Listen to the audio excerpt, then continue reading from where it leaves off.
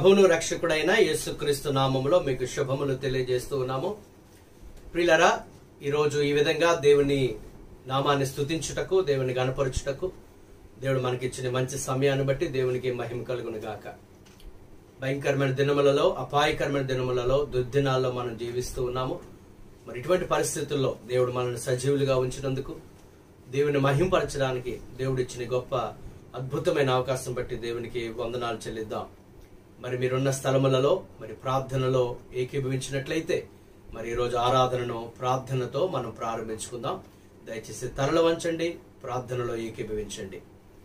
ప్రేమ కలిగిన తండ్రి, కృపగల ప్రభువా, నీ పరిశుద్ధ నామమునకు వందనాలు చెల్లిస్తూ ఉన్నాం. ఈ సమయంలో నాయన నీవు సజీవుడవని, మమ్మను కూడా సజీవుల లెక్కలో ఉంచినావని మేము హృదయపూర్వకంగా విశ్వసిస్తూ, మీరు మాకు అనుగ్రహించిన జీవితం అనే వరమును బట్టి, మా జీవితాల్లో నీవు చేసిన కార్యములన్నిటి బట్టి, మీరు చూపిన కృపను బట్టి, మీరు చూపిన ప్రేమను బట్టి, మీరు చూపిన కనికరాన్ని బట్టి నీకు వందనాలు ప్రభువా. కేవలము నీ ఉచితమైన కృపను బట్టి మేము బ్రతుకుచున్నాం, చలించుచున్నాం, ఉనికి కలిగి ఉన్నాం ప్రభు. జీవితం బట్టి నీకు వందనాలు. నువ్వు చేస్తున్న కార్యాలన్నిటి బట్టి నీకు కృతజ్ఞతాస్తుతులు చెల్లిస్తూ, మరి రోజు ఆరాధనలో మీరు మా మధ్య ఉండమని, మీరు అధ్యక్షత వహించి నడిపించమని, నీ పరిశుద్ధాత్మ నడిపింపు మాకు అనుగ్రహించమని, ఆరాధన ద్వారా మీరు మహిమ పొంది ఈరోజు ఆరాధనలు ఎవరెవరైతే ఏకీభవిస్తున్నారో వారందరినీ మీరు దర్శించి ప్రత్యేకంగా నీ యొక్క వాక్యం ద్వారా మాట్లాడమని కోరుకుంటూ, ఈ ఆరాధన క్రమం అంతటిని కూడా మీ చేతికి అప్పగిస్తూ సమస్తమైన మహిమ, ఘనత, ప్రభావములు మీరు పొందుకొనమని కోరుకుంటూ, యేసు నామమున ఈ ప్రార్థనను అడిగి వేడుకొనుచున్నాము మా పరమ తండ్రి, ఆమేన్. ప్రియులారా, ఈ సమయంలో మరి దేవుని స్తుతిస్తూ కొన్ని పాటలు పాడుకుని దేవుని నామాన్ని మహింపరచుదాం. మరి మీ కుటుంబములలో, మీ గృహాల్లో కూడా మరి మేము పాడే పాటలతో మీరు కూడా ఏకీభవించి మరి పాటలు పాడుచు, చప్పట్లు కొడుతూ హృదయపూర్వకంగా దేవుణ్ణి మనము ఆరాధన చేద్దాం. ఈ సమయంలో మొదటిగా ఎంత మంచి దేవుడు యేసయ్యా, ఎంత మంచి దేవుడు యేసయ్యా, చింతలన్నీ తీరేనయ్యా నిన్ను చేరగా, ఎంత మంచి దేవుడు యేసయ్యా అనే పాట పాడుకుందాం. మనం నమ్మిన దేవుడు మంచి దేవుడు, గొప్ప దేవుడు. ఆయన మంచితనాన్ని జ్ఞాపకం చేసుకుంటూ ఈ పాట పాడి దేవుని నామాన్ని మహింపరచుదాం.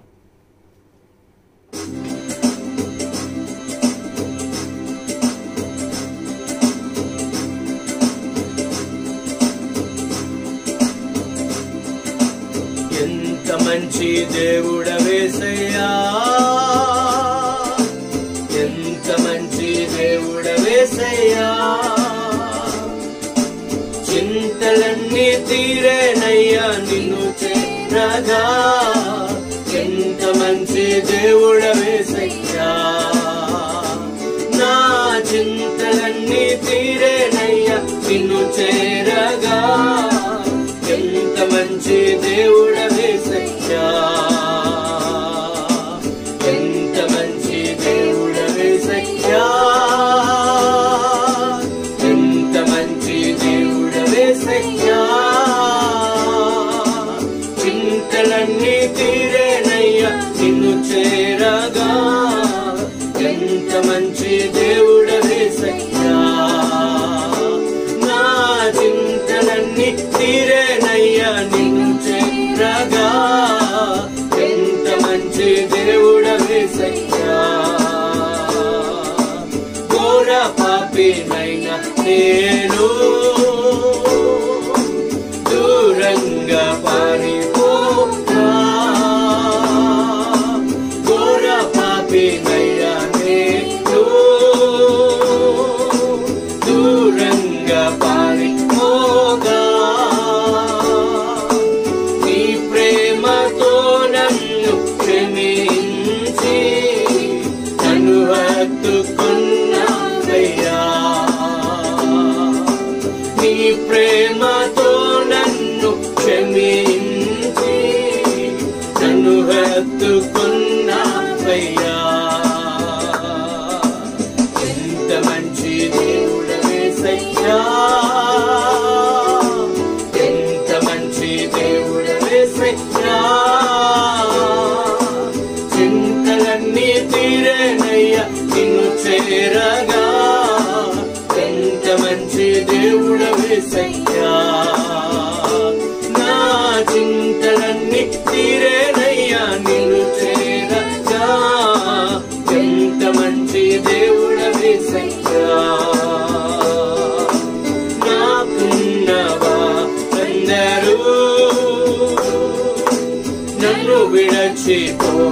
ఇనను నాకున్నవా అందరూ నన్ను విడచిపో ఇనను ఎన్నెన్నో ఇబ్బందులకు గురి చేసినను నన్ను విడువలేదు యేసయ్యా ఎన్నెన్నో ఇబ్బందులకు గురి చేసినను నన్ను విడువలేదు యేసయ్యా ఎంత మంచి దేవుడు యేసయ్యా ఎంత మంచి దేవుడు యేసయ్యా చింతలన్నీ తీరేనయ్యా నిన్ను చేరగా ఎంత మంచి దేవుడు యేసయ్యా నా చింతలన్నీ తీరేనయ్యా నిన్ను చేరగా ఎంత మంచి దేవుడు యేసయ్యా నీవు లేకుండా నేను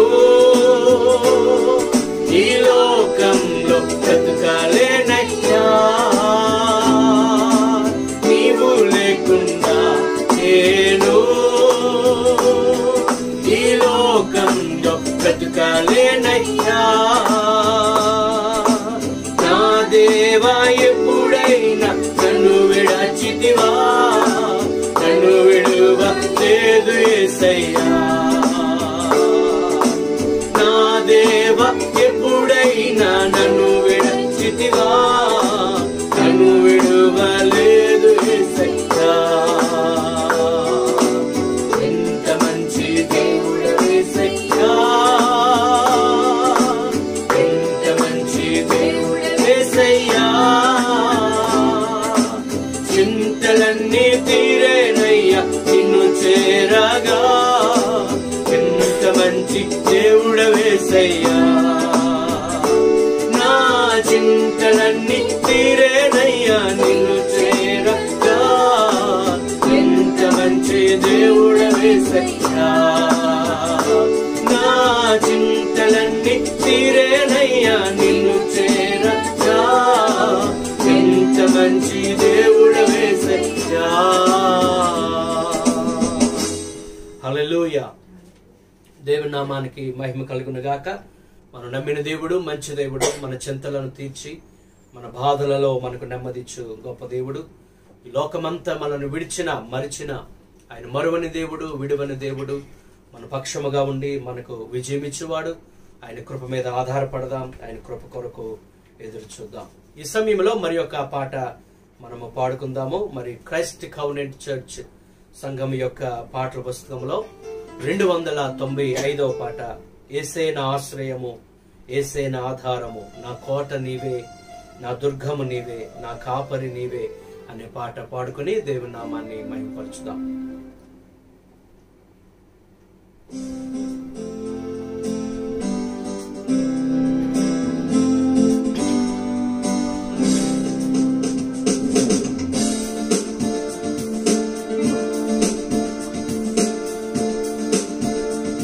యేసే నా ఆశ్రయము యేసే నా ఆధారము యేసే నా ఆశ్రయము యేసే నా ఆధారము నా కోట నీవే నా దుర్గము నీవే నా కాపరి నీవే నా కోట నీవే నా దుర్గము నీవే నా కాపరి నీవే యేసే నా ఆశ్రయము యేసే నా ఆధారము యేసే నా ఆశ్రయము యేసే నా ఆధారము నా కోట నీవే నా దుర్గము నీవే నా కాపరి నీవే నా కోట నీవే నా దుర్గము నీవే నా కాపరి నీవే శ్రమలోయలు ఎన్నో ఎదురు వచ్చిన కష్టాల ఊపిలో కూరుకున్నాను. శ్రమలోయలు ఎన్నో ఎదురు వచ్చిన కష్టాల ఊపిలో కూరుకున్నాను. నన్ను లేవనెత్తును, నన్ను బలపరచును, నన్ను లేవనెత్తును, నన్ను బలపరచును. నాకై శక్తినిచ్చి నడిపించును, నాకై శక్తినిచ్చి నడిపించును. యేసే నా ఆశ్రయము, యేసే నా ఆధారము, యేసే నా ఆశ్రయము, యేసే నా ఆధారము. నా కోట నీవే, నా కోట నీవే, నా దుర్గము నీవే, నా కాపరి నీవే. నా కోట నీవే, నా దుర్గము నీవే, నా కాపరి నీవే. జీవనావలో తుఫాను చెలరేగిన, ఆత్మీయ జీవితంలో అలలు ఎగసిన. జీవనావలో తుఫాను చెలరేగిన, ఆత్మీయ జీవితంలో అలలు ఎగసిన.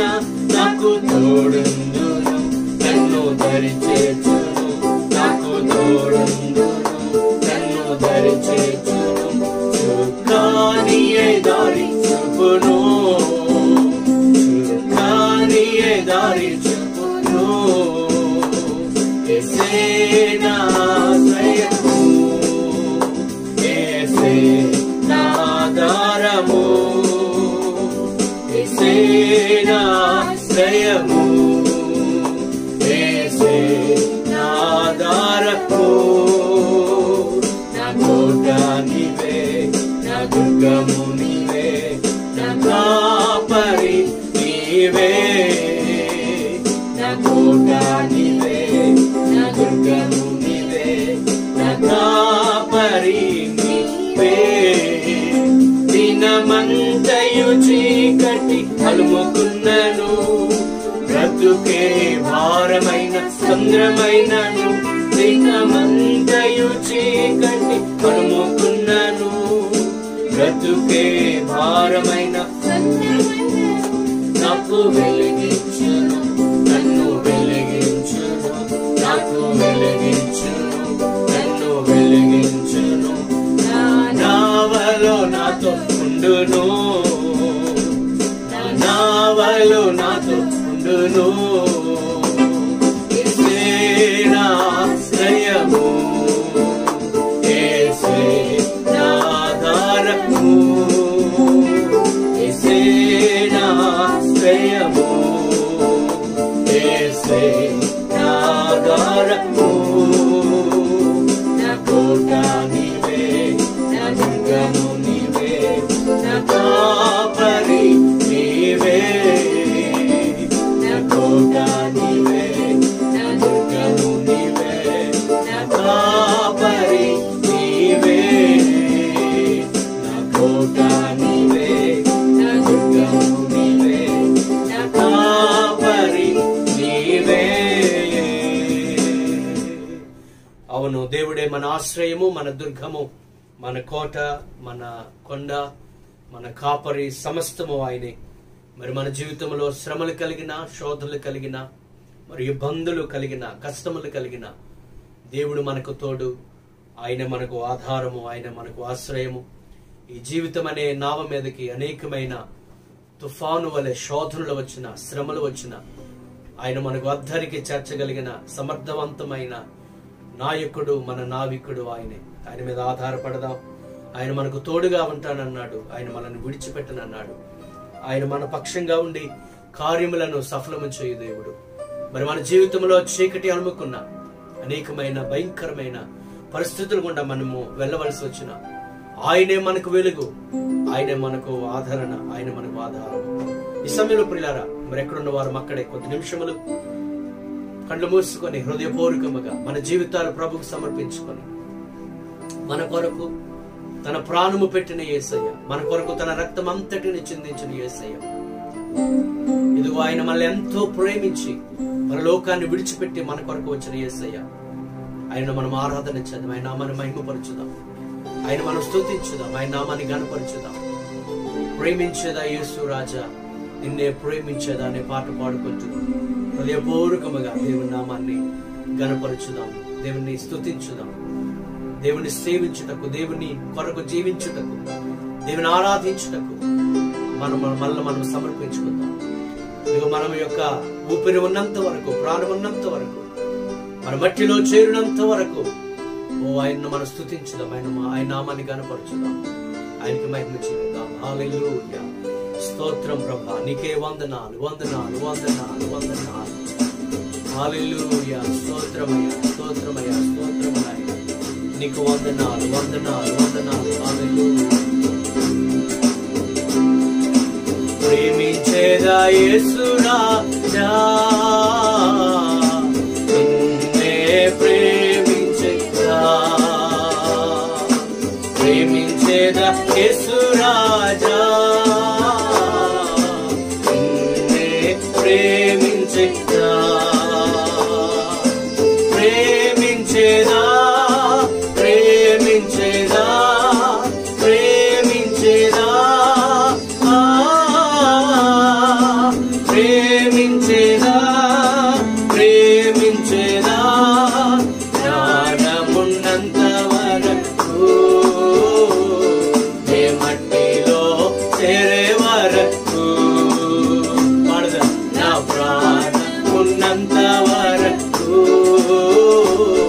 నే మహిమలో చేరే వరకు. పూజించేదా యేసురాజా, పూజించేదా యేసురాజా, పూజించేదా పూజించేదా యేసు రాజా, నిన్నే పూజించేదా పూజించేదా పూజించేదా పూజించేదా పూజించేదా పూజించేదా, ప్రాణమున్నంత వరకు, నే మట్టిలో చేరే వరకు, నా ప్రాణమున్నంత వరకు, నే మహిమలో చేరే వరకు. ప్రార్థించేదా ప్రార్థించేదా యేసు రాజా, నిన్నే ప్రార్థించేదా ప్రార్థించేదా యేసు రాజా, నిన్నే ప్రార్థించేదా. అందరూ కలిసి చెప్దాం, ప్రార్థించేదా ప్రార్థించేదా ప్రార్థించేదా ప్రార్థించేదా ప్రార్థించేదా ప్రార్థించేదా, ప్రాణమున్నంత వరకు, నే మట్టిలో చేరే వరకు, నా ప్రాణమున్నంత వరకు, నే మహిమలో చేరే వరకు. సేవించేది యేసు, సేవించేదా యేసు రాజా, నిన్నే సేవించేదా సేవించేదా యేసు రాజా, నిన్నే సేవించేదా సేవించేదా సేవించేదా సేవించేదా సేవించేదా సేవించేదా, ప్రాణమున్నంత వరకు, నే మట్టిలో చేరే వరకు, నా ప్రాణమున్నంత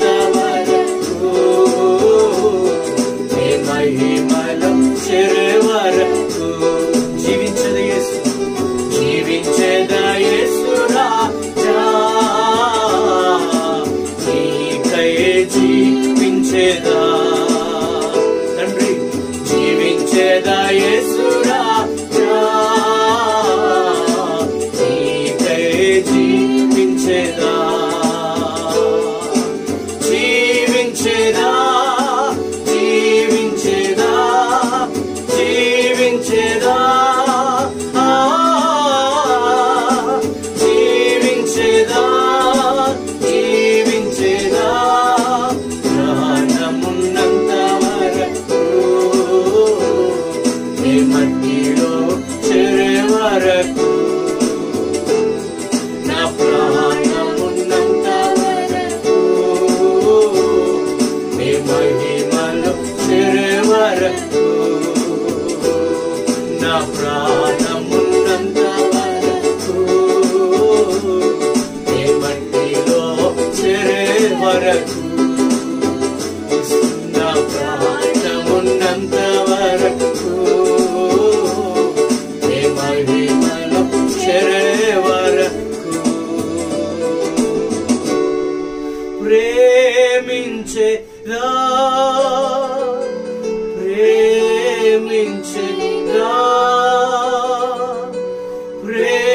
ప్రేమించేదా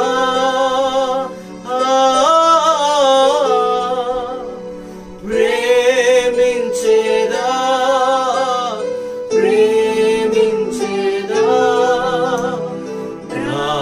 ప్రాణమున్నంత వరకు ఏ మట్టిలో చేరే వరకు రెండు చేతులు పైకి దేవుని సన్నిధిని మహిమపరచును నా ప్రాణమున్నంత వరకు నీ మహిమలో చేరే వరకు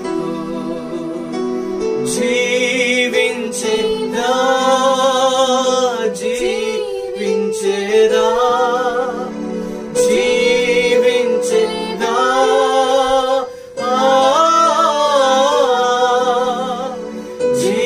జీవించేదా జీవించేదా ప్రాణమున్నంత వరకు నీ మట్టిలో చేరే వరకు నా ప్రాణమున్నంత వరకు నీ మహిమలో చేరే వరకు. అవును తండ్రి, మమ్మను ప్రేమించి మా కొరకు నీ ప్రాణం ఇచ్చావు ప్రభువా. నేను మా కొరకు నీ జీవితాన్ని సమర్పించావు తండ్రి. మా కొరకు నీ రక్తం అంతటిని నాయన మీరు చిందించారు ప్రభు. మేము పాపముల చేత అపరాధముల చేత చచ్చిన వారమై ఉండగా మమ్మను నాయన బ్రతికించినందుకు నీకు వందనాలు. మమ్మల్ని రక్షించుకున్నందుకు నీకు వందనాలు. మేము జీవిస్తున్న ఈ జీవితము నీ కొరకే తండ్రి. మా సర్వము మా సమస్తము నీకు సమర్పించుకుంటున్నామయ్యా. ఓ నాయన, నీవే మాకు ఆధారము తండ్రి. నీవు తప్ప వేరే ఆధారము, నీవు తప్ప వేరే ఆశ్రయదుర్గము మాకు లేదు. నీవే మా దిక్కు, నీవే మా సమస్తము ప్రభు. నీపైనే ఆనుకుంటూ నీ కృప కొరకు కనిపెడుతున్నామయ్యా. నీ కృప గొప్పది, నీ ప్రేమ గొప్పది, నీ జాలి గొప్పది నాయన. నీ కనికరము గొప్పది తండ్రి. నీకు వందనాలు వందనాలు వందనాలయ్యా. నీకే స్తోత్రమయ్యా, నీకే స్తోత్రము తండ్రి. దేవునికే సమస్తమైన మహిమ ఘనత ప్రభావములు కలుగునట్లు అలాగే జరగబోయే యొక్క ఆరాధన కార్యక్రమం అంతటికి ప్రభు అధ్యక్షత వహించి నడిపించలాగున దేవుడు తన వాక్యం ద్వారా మనతో మాట్లాడులాగున ఈ సమయంలో ప్రార్థన చేద్దాం. ఈ వాక్య సందేశం వినుటకు ఆతృతతో ఎదురు చూస్తున్న ప్రతి ఒక్కరిని ప్రభు దర్శించలాగున ప్రార్థించేద్దాం. ఈ సమయంలో పాస్టర్ గారు ప్రార్థన చేస్తారు. ప్రార్థనలో మనమందరము కూడా ఏకీభవించుదాం. పరిశుద్ధుడా పరిశుద్ధుడా మీకు వందనాలు స్తోత్రాలు నాయన. మా గొప్ప దేవా నీకు వందనాలు తండ్రి. నేను గొప్ప దేవుడవు తండ్రి, నీకు స్తోత్రాలు నాయన. సర్వశక్తి కలిగిన తండ్రి నీకు వందనాలు ప్రభా, వందనాలు తండ్రి నాయన. మా గొప్ప దేవుడవు తండ్రి నీకు స్తోత్రాలు నాయన. నువ్వు మహోన్నతుడవు, సర్వోన్నతుడవు తండ్రి నాయన. సర్వ సృష్టికర్త మీకు వందనాలు స్తోత్రాలు స్తోత్రాలు ప్రభా. నా దేవా ఇదిగో తండ్రి, నన్ను మీరు ఇచ్చిన ఈ దినమును బట్టి నేను మీకు కృతజ్ఞతాస్తుతులు స్తుతులు చెల్లిస్తున్నాము నాయన. ఇంతవరకు ప్రభా నేను పాటల ద్వారా అలాగే నాయన నీ సన్నిధిలో నాయన నిన్ను ఆరాధించడానికి నా తండ్రి మీరు ఇచ్చిన గొప్ప భాగ్యాన్ని బట్టి నేను మీకు కృతజ్ఞతాస్తుతులు చెల్లిస్తున్నాం ప్రభా. నేను మేము ఎంత స్తుతించినా ప్రభా, నేను ఎంత నిన్ను ఆరాధించిన ప్రభా నా తండ్రి, నేను మేమేమిచ్చి నేను నీ రుణాన్ని మేము తీర్చుకోలేం ప్రభా.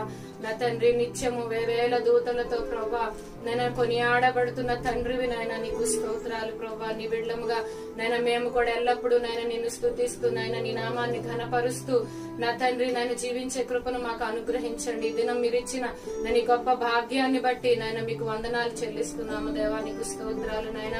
ఇదిగో తండ్రి సమయంలో నేను మా జీవితాలను ప్రభా నీ సన్నిధిలో నేను సంపూర్ణంగా నీకు సమర్పించుకుంటున్నాము తండ్రి, నీకు స్తోత్రాలు ప్రభా. నైనా మీరు మమ్మలను సజీవ లెక్కలో భద్రపరిచిన విధానాన్ని బట్టి నీకు వందనాలు ప్రభా.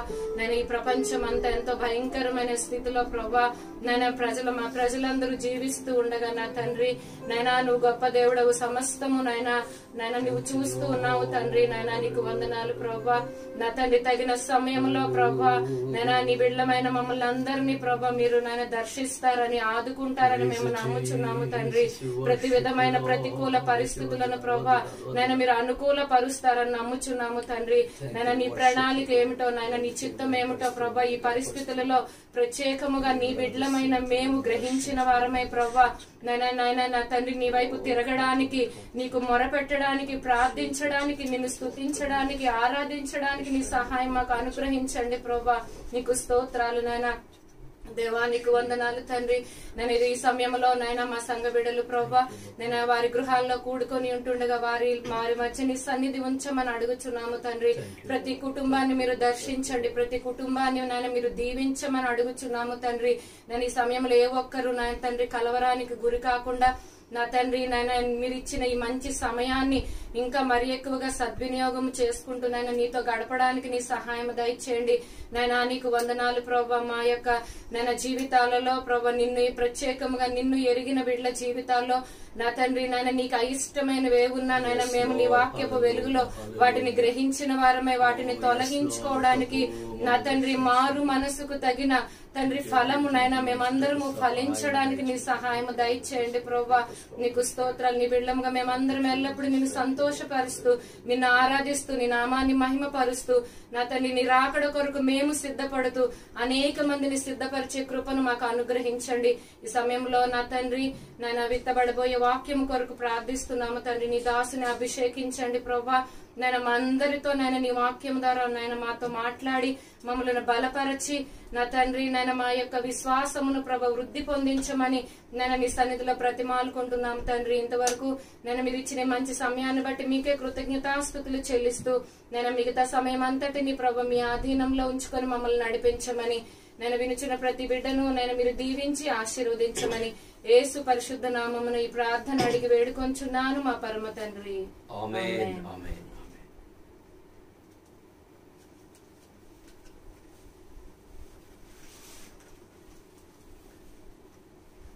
దేవుని పరిశుద్ధ నామానికి మహిమ కలుగును గాక.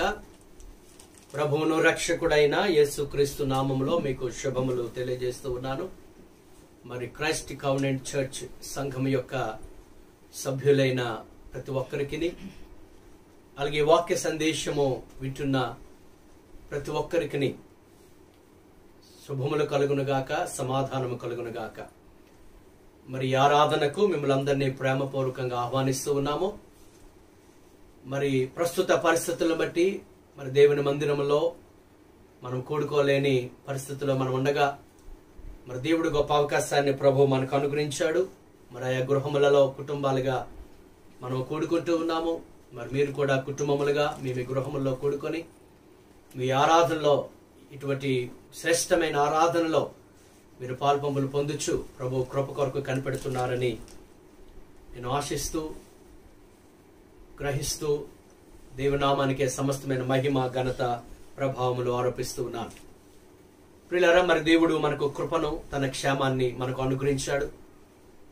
మరి ప్రస్తుత పరిస్థితుల్లో కలవరం కలిగించే పరిస్థితులే, మరి భయాన్ని కలిగించే పరిస్థితులే మనం ఎదురు చూస్తూ ఉన్నాం. బైబిల్ సెలవిస్తా ఉంది, అంత్యదినములలో అపాయకరమైన కాలములు, అలాగే మనం దుర్దినాల్లో మనం జీవిస్తున్నామని, భయంకరమైన శ్రమల గుండా మరి ప్రస్తుతానికి మనం వెళ్ళొచ్చు. ఇంకా మరి రాను రాను మరి ఇటువంటి శోధనలు మనం అనుభవించవలసిందో అని మనుషులు భయంగా బ్రతుకుతున్న దినములలో మన దేవుడు తన యొక్క కృప ద్వారా మనలను సజీవ లెక్కలో ఉంచాడు. మరి ఈ రీతిగా మన గృహములలో ప్రభువును ఆరాధించుటకు దేవుడు మంచి సమయాన్ని మనకి ఇచ్చాడు. అలాగే యొక్క కరోనా వైరస్ వల్ల ఎంతో మంది మరణిస్తూ ఉన్నారు. మరి ఎంతో మంది వ్యాధిగ్రస్తులై ఆ వ్యాధితో పోరాడుతూ ఉన్నారు. ప్రియులారా, మరి మీరందరూ ప్రార్థిస్తున్నారని తలుస్తూ ఉన్నాను. దేవుడు ఘనమైన కార్యము జరిగించాలి. దేవుడు తన కనికరాన్ని మన దేశం పైన అలాగే ప్రపంచ దేశాలపైన ఆయన చూపి వాళ్ళని కరుణించాలని మనం కోరుకుందాం. దేవుడు మాత్రమే ఇటువంటి భయంకరమైన వ్యాధి నుండి తెగుళ్ళ నుండి విడిపించగలడు. ఆయనకు అసాధ్యమైందేమీ లేదు. మరి దేవుని పిల్లలముగా మనం ప్రార్థన చేస్తే దేవుడు అంగీకరించి త్వరలోని కార్యము జరిగిస్తాడమని నమ్ముచు మరి దేవుని పిల్లలుగా మనం మాత్రము ధైర్యాన్ని కోల్పోకుండా ప్రభు మీద విశ్వాసం ఉంచి ప్రభు మీద నిరీక్షణ కలిగి మనము ధైర్యముగా ముందుకు వెళదాము. అటువంటి కృప దేవుడు మనకు అనుగ్రహించును గాక. ప్రియులారా, ఈరోజు దేవుని యొక్క వాక్యాన్ని మనము ధ్యానం చేద్దాము.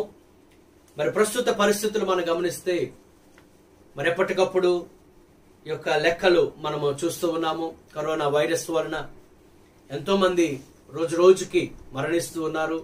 మరణించే వారి సంఖ్య పెరిగిపోతా ఉంది. అలాగే ఈ యొక్క కరోనా వ్యాధి సోకే వారి సంఖ్య కూడా రోజు రోజుకి పెరిగిపోతా ఉంది.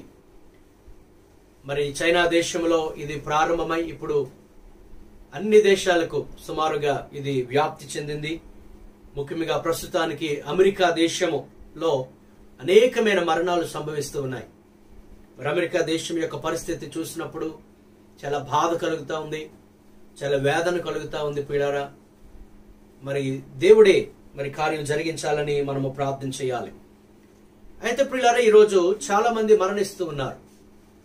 మరి అనేక మంది వేల కొలది ప్రజలు వ్యాధిగ్రస్తులు అవుతూ ఉన్నారు. వారిలో కొందరు మరణిస్తూ ఉన్నారు. మరి వీరందరి గురించి ఆలోచన చేసినప్పుడు మరి మనలను దేవుడు సజీవులుగా ఉంచాడు. మరణమునకు మనలను అప్పగించకుండా, మనము సమాధిలోనికి వెళ్ళిపోకుండా, ఈ లోకములో మనం గతించిపోకుండా దేవుడు మనలను కాపాడి ఉన్నాడు.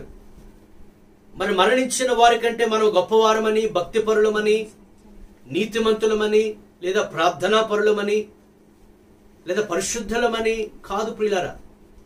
ఎందుకో దేవుడు మనల్ని సజీవ లెక్కలో ఉంచాడు. మనకింకా ఈ భూమి మీద బ్రతకడానికి సమయం ఇచ్చాడు. మరి సమస్త కాలగతులు కూడా ఆయన ఆధీనములో ఉన్నాయి. జీవ మరణములు దేవుని యొక్క వశములో ఉన్నాయి. ఆయన సెలవు లేకుండా ఒకడు భూమి మీద బ్రతకడం గాని మరణించడము గాని జరగదు. జీవ మరణములు అన్ని ఆయన వశములోనే ఉన్నాయి. మనల్ని పుట్టించినది ఆయనే, మనల్ని పోషించేది ఆయనే, మనల్ని సంరక్షించేది ఆయనే. 139వ కీర్తనలో 16వ వచనంలో ఈ విధంగా రాయబడింది, నేను పిండమునై ఉండగా నీ కన్నులు నన్ను చూచెను, నియమింపబడిన దినములలో ఒకటైన కాకమునిపే నా దినములన్నీ నీ గ్రంథములో లిఖితములాయను. ప్రియులారా, ఇక్కడ చదువుతున్న మాట మనం గమనిస్తే మనం పిండముగా ఉన్నప్పుడే దేవుడు మనల్ని చూచాడు. అంటే ఈ భూమి మీదకు మనము రావడానికి ముందుగానే దేవునికి ఒక ప్రణాళిక ఉంది. నీవు గర్భమున పడకముందే నేను నిన్ను ఎరిగితిని అని ఇర్మియాతో ప్రభువు చెప్పినట్లు ప్రియులారా, ఈ భూమి మీదకు మనం రావడానికి ముందే, మనము జన్మించడానికి ముందే దేవునికి ఒక ప్రణాళిక మనకు ఉంది అని మనం గమనించాలి. అయితే మనం ఈ భూమి మీదకి రావడము ఆయన నిర్ణయించాడు. అలాగే ఈ భూమి మీద ఎంతకాలము మనము జీవించాలో కూడా దేవుడు నిర్ణయించాడు. మన ఆయుష్ కాలము దేవుని చేతిలో ఉన్నది. మన ఆయుష్ దేవుడు అనుగ్రహిస్తేనే మనం పొందుకోగలం. గమనించాలి ప్రియులారా, మన తల వెంట్రుకలు సహితము లెక్కింపబడి ఉన్నప్పుడు ఈ భూమి మీద మానవుని యొక్క జీవితంలో ఎన్ని దినాలు ఆ మనిషి భూమి మీద బ్రతకాలో దేవుడు నిర్ణయించాడు. మరి ఇప్పటికే చనిపోయిన వారిని గురించి మనం ఆలోచన చేస్తే మరి వారి యొక్క ఆయుష్ లేకపోతే వారి యొక్క దినములు సమాప్తం చేసుకుని వారు ఈ లోకాన్ని విడిచిపెట్టి వెళ్ళిపోయారు. మరి దేవుడు తన ఉచితమైన కృప ద్వారా మనల్నైతే సజీవులుగా ఉంచాడు. 100వ కీర్తన 3వ వచనంలో మనం గమనిస్తే ఆయనే మనల్ని పుట్టించాడు, మనలను మనమే సృజించుకొనలేదు అని అంటాడు. మనమందరము దేవుని ప్రజలము, ఆయన యొక్క గొర్రెలం, ఆయన మేపు గొర్రెలం అనే మాట మనం అక్కడ చూస్తూ ఉన్నాం. అంచేత ఇలా పుట్టించిన దేవుడు మనల్ని పోషిస్తూ, మనల్ని సంరక్షిస్తూ, మనల్ని కాపాడుచూ ఉన్నాడు. ఇప్పటికే గతించిపోయిన వారికంటే మనం గొప్పవారము లేదా మంచివారము, భక్తి పరులము కాకపోవచ్చు. అయినప్పటికీ దేవుడు ఎందుకో ఈ భూమి మీద మనలను ఆయన ఉంచాడు. ఈ సంగతి మనం గమనించాలి. ఆయన ఉచితమైన కృప వల్ల మనం బ్రతికి ఉన్నాం. ఆయన ఉచితమైన కృప వల్ల మనం బ్రతుకుచున్నాం, చలిస్తూ ఉన్నాం, ఊపిరిని పీల్చగలుగుతున్నాం, అటు ఇటు మనం కదలగలుగుతున్నాం ప్రియారా. మరి ఇప్పుడు ఎంతో మంది సమాధిలోనికి వెళ్ళిపోయారు, మరణములోనికి వారు వెళ్ళిపోయారు. వారు సజీవులుగా లేరు. కానీ దేవుడు మనకు తన కృపను ఎందుకో చూపించి ఆయన మనల్ని బ్రతికించి ఉంచాడు. దీన్ని బట్టి దేవునికి మనము కృతజ్ఞతాస్తుతులు చెల్లించవలసిన వారు వింటున్నాం పిల్లారు.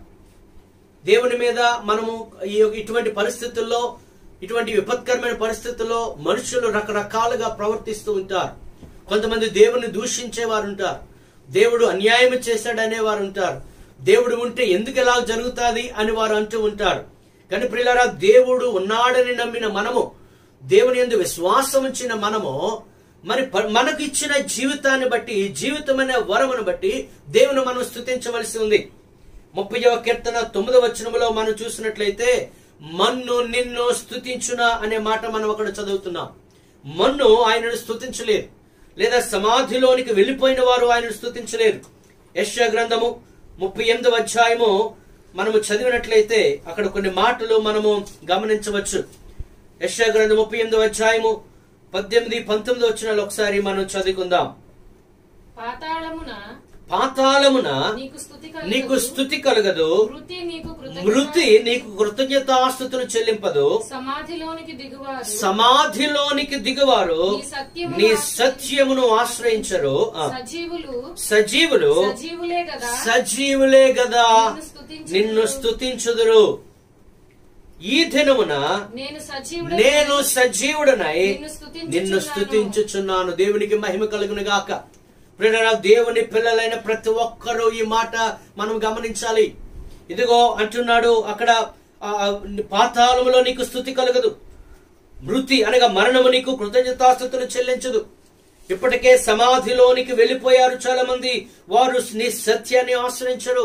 గాని అంటున్నాడు సజీవులే కదా నిన్ను స్తుతిస్తారు. ఈ దినమున నేను సజీవుడనై నిన్ను స్తుతించున్నాను. ప్రియ సహోదరి సహోదరుడా, దేవుడిచ్చిన జీవితాన్ని బట్టి, ఇంకా మనలను బ్రతికించి ఉంచినందుకు దేవునికి మనం స్తుతులు చెల్లించవలసిన వారు వింటున్నాం.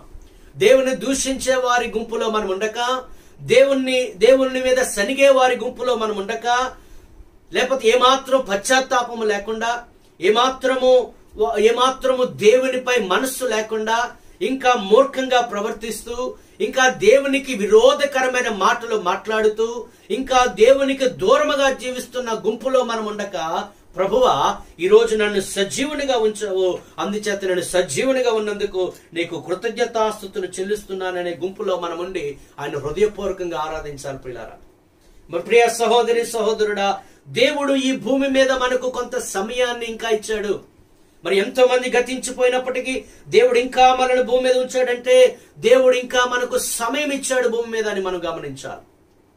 నరుని యొక్క ఆయుష్ 60 లేదా 70 సంవత్సరాలు, అధిక బలమన్న ఎడల 80 సంవత్సరములు అనే మాట 90వ కీర్తనలో మనం చదువుతున్నాం. మరి మన ఆయుష్ ఎంతో, అది దేవుడి చేత నిర్ణయించబడింది. మరి ఆయుష్ కాలం ఈ భూమి మీద ఉండాలని ప్రభు కోరుకుంటున్నాడు. అయితే దేవుడు మనకిచ్చిన సమయాన్ని బట్టి దేవుని మనం స్తుతించాలి. ప్రియరా, ఈ భూమి మీద ఇంకా బ్రతకడానికి మనం ఉంచినందుకు మనం అన్యజనుల వలె తినుటయు, త్రాగుటయు, సుఖించుటయు కాకుండా, లేకపోతే ఒక ధనవంతుడు చెప్పినట్లు అనేక సంవత్సరములకు సరిపడ నేను సంపాదించాను, నీవు తినుము, త్రాగు, సుఖించు అని తన ప్రాణంతో మాట్లాడినట్లు మనం ఉండక ప్రియులారా, మనం కృతజ్ఞత కలిగిన వారమై దేవుని మనము స్తుతించాలి, దేవుని మనం గణపరచాలి. ఆయన స్తుతులకు పాత్రుడు, ఆయన స్తోత్రార్హుడు, ఆయన పూజార్హుడు, మహిమ ఘనత ప్రభావాలు పొందదగిన దేవుడు. ఇటువంటి అద్భుతమైన జీవితాన్ని మనకు అనుగ్రహించాడు. ఆ జీవితాన్ని బట్టి దేవుని మనం స్తుతించాలి. అయితే పిల్లలు, ఈరోజు దేవుని యొక్క సందేశాన్ని మనం ఈరోజు విందాము. ఈరోజు కొన్ని మాటలు ప్రభు మనతో మాట్లాడబోతూ ఉన్నాడు. పరిశుద్ధాత్మ దేవుడు నాకు ఇచ్చిన సందేశాన్ని మీకు అందించాలని నేను ప్రేమతో మీ ముందుకు వచ్చి ఉన్నాను పిల్లలు. అయితే దేవుడు ఈ భూమి మీద మనకు కొంత సమయాన్ని ఇచ్చాడు. మన మరణం ఎప్పుడో మనకు తెలియదు. అయితే దేవుడు మనకిచ్చిన సమయాన్ని మనం ఎలాగా నిర్వహించుకోవాలి, మనం ఎలాగా మన శేష జీవితాన్ని మనము నిర్వహించుకోవాలి, ఈ భూమి మీద సమయాన్ని ఎలాగ సద్వినియోగపరుచుకోవాలి. ఎఫెసీ పత్రికలో అపోస్తలుడైన పౌలు చెప్పినట్లు, దినములు చెడ్డవి గనుక సమయమును పోనీయక అజ్ఞానుల వలె కాక సమయాన్ని సద్వినియోగపరుచుకుంటూ జ్ఞానుల వలె బ్రతకమని ప్రభు చెప్పాడు. చేత దేవుడు మనకిచ్చిన సమయం, దేవుడు మనకింత సమయం ఇచ్చాడు కదా అని మనము తినుట, త్రాగుట, సుఖించుట అని కాదు కాని పిల్లరా, దేవుని యొక్క పిల్లలముగా మనము చాలా భయభక్తులతో ఆయన సన్నిధిలో మనం జీవించవలసి ఉంది. ఈరోజు కొన్ని 3 విషయాలు మీతో పంచుకోవాలని నేను ఆశపడుతున్నాను. మనము దేవుడు మనకిచ్చిన భూమి మీద ఇంకా మనకిచ్చిన సమయము, ఇంకా మనకిచ్చిన ఆయుష్, ఇంకా మనకు దేవుడు ఇచ్చిన కాలాన్ని ఎలాగ సద్వినియోగపరచుకోవాలో 3 విషయాలు మీతో పంచుకోవాలని నేను ఆశపడుతున్నాను. మొదటిగా కీర్తనల గ్రంథము 90వ కీర్తన 12వ వచనాన్ని మనము చదువుకుందాం. 90వ కీర్తన 12వ వచనాన్ని మనము చదువుకుందాం. మాకు జ్ఞాన హృదయము కలుగునట్లుగా చేయము, మా దినములు లెక్కించుటకు మాకు నేర్పుము. మోషే, దైవజనుడైన మోషే ఈ ప్రార్థన చేస్తూ ఉన్నాడు. ఏమని ప్రార్థన చేస్తున్నాడంటే, మాకు జ్ఞాన హృదయము కలుగునట్లుగా చేయము, మా దినములు లెక్కించుట, అలాగా మా దినాలు ఎలాగా మేము జాగ్రత్తగా సద్వినియోగం చేసుకుంటూ మేము నడుచుకోవాలో మాకు నేర్పు అని దేవుణ్ణి ప్రార్థన చేస్తూ ఉన్నాడు. పిల్లల మోషే రాసిన యొక్క కీర్తనలో మనము ఆలోచన చేసినట్లయితే, వారి యొక్క దినములు లేదా ఇశ్రాయేలుల యొక్క దినములు, దేవుని ప్రజల యొక్క దినములు ఆ సమయంలో ఎలా ఉన్నాయి అని మనం గమనిస్తే, 90వ అధ్యాయము 90వ కీర్తన 9వ వచనంలో గమనిస్తే అక్కడ అంటాడు, నీ ఉగ్రతను భరించుచునే మా దినములన్నీ మేము గడిపితిమి, నీ తూర్పును విడిచినట్లు మా జీవిత కాలము జరుపుకుందాము. పిల్లలు, ఈ రోజు మనుష్యులు తన దేవుని యొక్క ఉగ్రతను భరిస్తూ తమ దినాలు గడుపుతూ ఉన్నారు. ఇంకా నిట్టూర్పులు విడుస్తూ తమ జీవితాలు గడుపుతూ ఉన్నారు. ఇంకా 90వ కీర్తన 7వ వచనంలో, అదే కీర్తన 7వ వచనం ఏమంటాడంటే, నీ కోపము వలన మేము క్షీణించుచున్నాము, నీ ఉగ్రతను బట్టి మేము దిగులు పడుచున్నాము. మా దినాలు ఎలాగున్నాయంటే, నీ ఉగ్రత మా మీద ఉంది, నీ కోపము మా మీద రగులుకొని ఉంది. ఆ ఉగ్రతతో మేము నిట్టూర్పులు విడుస్తూ మేము మూలుగుతూ మా దినాలు గడుపుతూ ఉన్నాం. ఇంకా 15వ కీర్తన, 90వ కీర్తన 15వ వచనం, అదే కీర్తనలో 15వ వచనం ఏమంటాడంటే, నీవు మమ్మును శ్రమపరిచిన దినముల కొలది, మేము కీడు అనుభవించిన ఏండ్ల కొలది మమ్మును సంతోషపరచుము. అక్కడ మాట మనం గమనించాలి. నీవు మమ్మును శ్రమపరిచిన దినములు, మా దినాలు ఎలాగున్నాయంటే మేము శ్రమపరచబడ్డాం, మేము శ్రమలతో గడుపుతూ ఉన్నాం, మేము సమస్యల గుండా వెళుతూ ఉన్నాం, అనేకమైన శోధనలు మాకు సంభవించి ఉన్నాయి అంటాడు. మేము కీడు అనుభవిస్తూ ఉన్నాం. కీడు అనుభవించిన ఏండ్ల తరబడి మేము కీడును అనుభవించాం. అక్కడ మనం గమనిస్తా అంటాడు, నీవు మమ్మును శ్రమపరచావు. పిల్లరా, దేవుడు శ్రమపరుస్తాడా? దేవుడు కీడును కలుగు చేస్తాడా? మనం లేఖనాలు పరిశీలించినట్లయితే ఆయన ఎవరికి కూడా ఉద్దేశపూర్వకముగా ఆయన కీడు చేయడు అనే మాట మనం గమనిస్తూ ఉన్నాం. బైబిల్ గ్రంథము సెలవిస్తోంది, యెహోవా అన్యాయము చేయుట అసంభవము, సర్వశక్తుడు దుష్కార్యము చేయుట అసంభవం అనే మాట మనం చూస్తూ ఉన్నాం.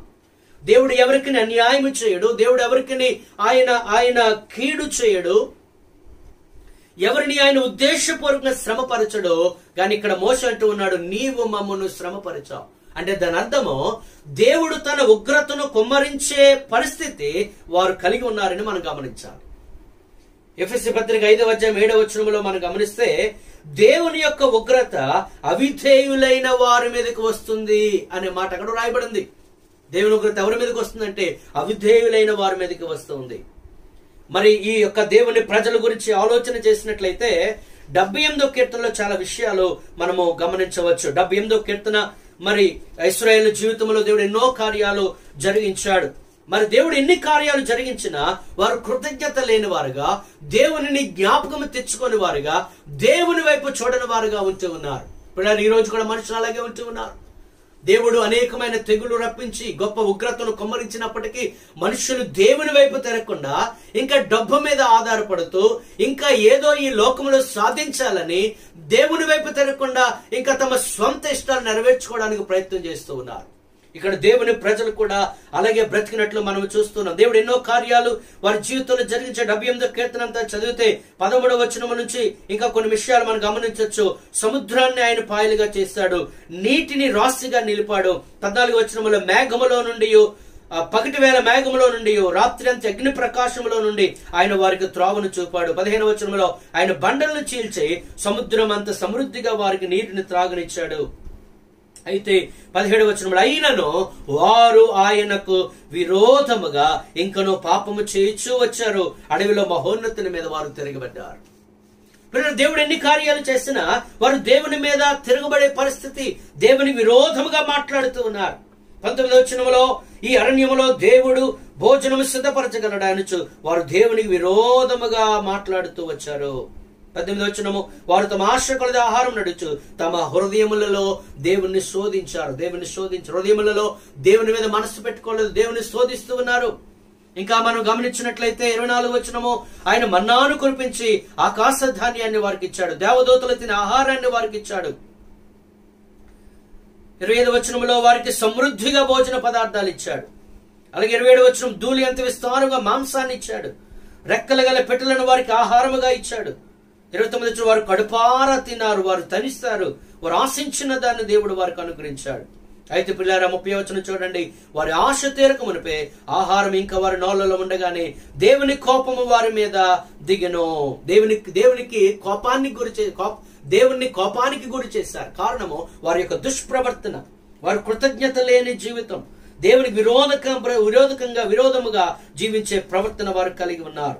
32వ వచనం ఎంత జరిగినను వారు ఇంకనో పాపము చేయొచ్చు ఆయన ఆశ్చర్యకాలను బట్టి ఆయనను నమ్ముకొనకపోయిరి. పిల్లరా, ఉగ్రతను దేవుడు కుమ్మరించినప్పుడు మనుష్యులు దేవుని వైపు తిరగాలి, లేదా దేవుడు తన కార్యాలు చేస్తున్నప్పుడు దేవుని వైపు తిరగాలి. కానీ వీరు ఎటువంటి ప్రజలు అంటే దేవుడు ఎన్ని కార్యాలు చేస్తూ ఉన్నా ఇంకా దేవుణ్ణి నమ్మలేని పరిస్థితుల్లో వారు ఉన్నారు. దేవుడు తన ఉగ్రతను కురిపిస్తూ ఉన్నా దేవుని వైపు తిరగని పరిస్థితుల్లో ఉన్నారు వారు. మరి వాక్య సందేశం వింటున్నా నీవు ఎలా ఉన్నావు? దేవుడు ఎన్నో కార్యాలు నీ జీవితంలో చేస్తూ ఉన్నాడు. కొన్నిసార్లు దేవుడికి అవిధేయులుగా నీవు జీవించినప్పుడు దేవుడు తన కోపాన్ని రగుల్చుకుని తన ఉగ్రతను కుమ్మరిస్తూ ఉన్నాడు. మరి అటువంటి పరిస్థితుల్లో నువ్వు ఎలాగో జీవిస్తూ ఉన్నావు? దేవుని వైపు తిరుగుతున్నావా? గమనించాలి. ఇంకా మనం ఆ వచనాలన్నీ మనం చదివినట్లయితే 40వ వచనం అరణ్యమున వారు ఆయన మీద ఎన్ని మారులో తిరగబడరి, ఎడారి యందు ఆయన ఎన్ని మారులు దుఃఖ పెట్టారు. దేవుని దుఃఖ పెట్టారటండి వీరు.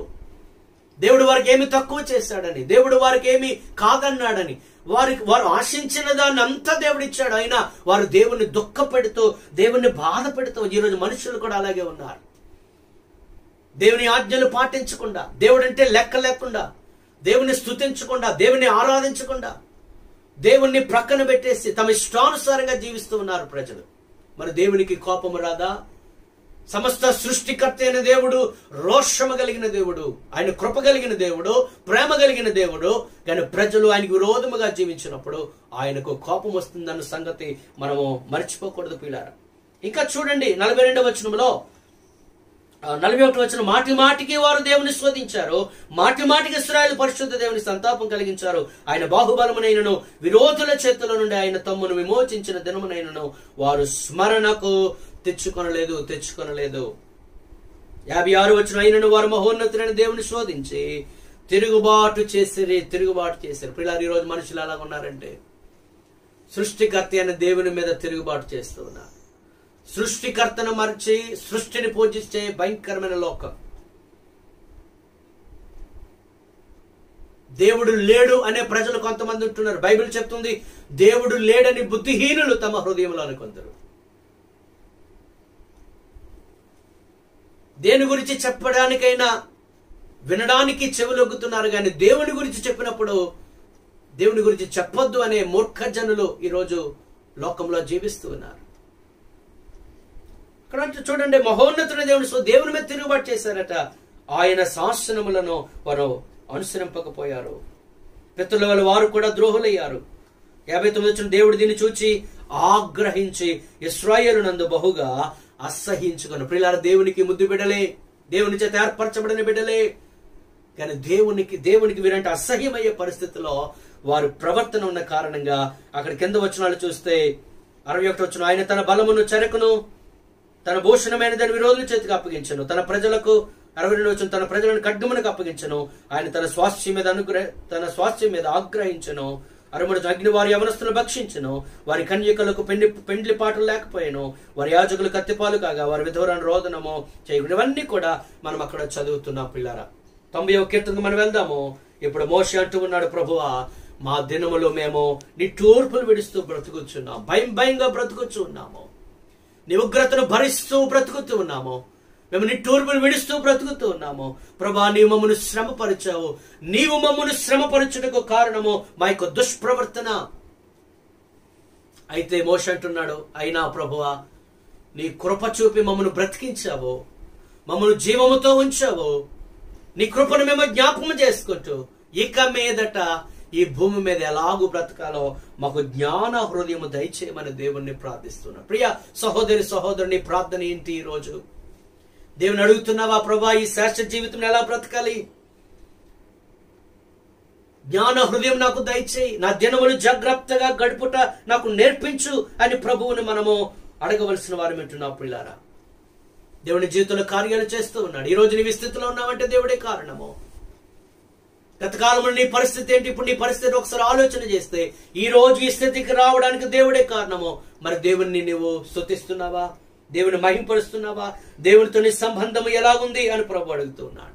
కొరింథీయులకు రాసిన మొదటి పత్రిక 10వ అధ్యాయంలో 7 నుంచి 11 వచనాలు చూస్తే, వారు అరణ్యములోనే వారు రాలిపోయారు, సంహరించబడ్డారు. వారు వ్యభిచారం అనే పాపము చేయటం ద్వారా, విగ్రహారాధన అనే పాపము చేయటం ద్వారా, ఇంకా కొంతమంది దేవుని మీద సనిగారట, కొందరు సనిగి సంహారకుని చేత సంహరించబడిన మాట చదువుతున్నారు. పిల్లలు, ఆది కాలము నుండి దేవుడు తన ఉగ్రతను ఆయా సందర్భాల్లో కుమ్మరిస్తూ వచ్చాడు. నోవహు కాలంలో జలప్రళయాన్ని రప్పించాడు. ఎందుకనగా నరుల ఊహంతా అది కేవలం చెడ్డదిగా ఉండి వారి యొక్క దుష్ప్రవర్తన చేస్తూ భయంకరమైన అపవిత్రతలో వారు మునిగిపోయారు. అయితే దేవుడు అనుకున్నాడు, వారిని చేసినందుకు ప్రభువు సంతాపపడి వీరిని నాశనం చేస్తాను, జలప్రళయం రప్పిస్తానని జలప్రళయాన్ని రప్పించాడు. పిల్లరా, అయితే నీతిమంతుడైన నోవహును తన కుటుంబాన్ని దేవుడు రక్షించాడు. తర్వాత సొదొమ గొమొర్రా పట్టణాలను నాశనం చేయ, ఎందుకనగా వారి యొక్క ప్రవర్తన చాలా విపరీతమైంది. వావరసు లేకుండా వారు అపవిత్రతను కలిగి ఉన్నారు, వ్యభిచారములో కామముతో నిండిపోయి ఉన్నారు. అయితే దేవుడు వారిని నాశనం చేయాలని తన ఉగ్రతను కుమ్మరించాడు. పిల్లారా, ఇశ్రాయేలు కూడా అరణ్యములో దేవుని విరోధకంగా జీవించినప్పుడు అరణ్యములో చాలా మంది రాలిపోయారు లేదా మరణించారనే సంగతి మనం గమనిస్తున్నాం. ప్రియ సహోదరుడా, దేవుడు తన ఉచితమైన కృప చూపి ఈరోజు నన్ను సజీవునిగా ఉంచింది. ఎందుకనగా ఇక మీదటైనా మనము జ్ఞాన హృదయము కలిగి మనం బ్రతుకుతామని మన ప్రభువుని అడుగుదాం. ప్రభువా, మాకు జ్ఞాన హృదయము దయచేయను. ఆయన మీరు ఇచ్చిన శాశ్వత జీవితం ఎందు భయభక్తులు కలిగి జీవించడం మాకు నేర్పించు ప్రభువా. నీ ఎందు విధేయులుగా నడుచుకుంటూ మాకు నేర్పించండి తండ్రి. గతంలో మేము జ్ఞానము లేక అవివేకమైన పనులు చేస్తాము, నీకు విరోధకరంగా మాట్లాడాము, నిన్ను చాలా చులకనగా మేము చూస్తాము. ఇప్పుడైనా నీకు విధేయులుగా ఉండటకు సహాయం చేయ ప్రభువా అని ప్రభువుని మనము ప్రార్థన చేయాలి. సామెతల గ్రంథం 3వ అధ్యాయం 7వ వచనంలో అంటాడు, నేను జ్ఞానిని కదా నీవు అనుకోవద్దు.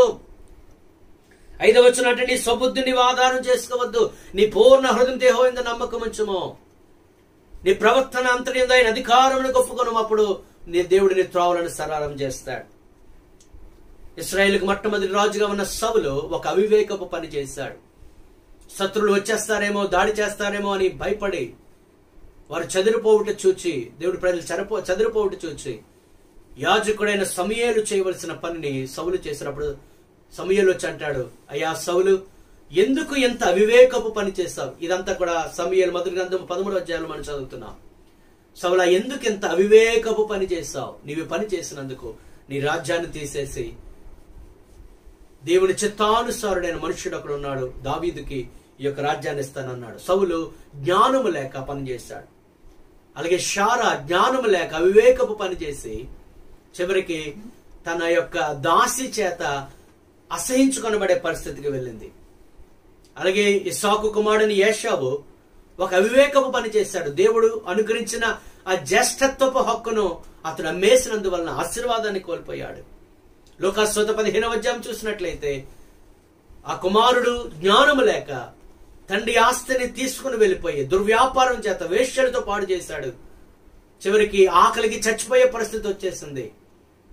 అప్పుడు అక్కడ రాయబడింది లోకాసువార్త 15వ అధ్యాయంలో, అప్పుడు అతనికి బుద్ధి వచ్చినప్పుడు తన జీవితాన్ని ఎలా నిర్వహించుకోవాలో అతను తెలియక అతను బుద్ధి లేని పనులు చేయటం వలన తన జీవితంలో ఎంతో నష్టాన్ని కీడును అనుభవించాడు. ప్రియ సహోదరుడా, దేవుడు నీకు సమయం ఇచ్చాడు. ఈ సమయంలో ప్రభువుని అడగాలి, ప్రభువా నేను ఎలాగ బ్రతకాలో ఈ భూమి మీద నాకు జ్ఞాన హృదయం దయచేయను ఆయన. నిన్ను సంతోషపెట్టే జీవితం నాకు దయచే ప్రభు అని అడగాలి. హోషేయ గ్రంథం 4వ అధ్యాయం 6వ వచనంలో చదువుతున్నాము, జ్ఞానము లేక జనులు నశిస్తూ ఉన్నారు. ఏ జ్ఞానం అనగా దేవుని గురించిన జ్ఞానము లేదు. దైవ జ్ఞానము లేకుండా బ్రతుకుతూ ఉన్నారు. స్వబుద్ధిని ఆధారం చేసుకుంటున్నారు. సొంత జ్ఞానం మీద ఆధారపడుతున్నారు.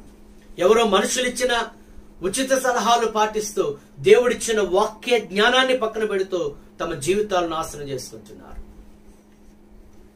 సామెతలు 14వ అధ్యాయం 1వ వచనంలో చదువుతున్న, జ్ఞానవంతురాలు తన ఇల్లు కట్టుకొనున్న 3 రాళ్ళు తన చేతులతో తన ఇల్లు ఓడబెరుకును.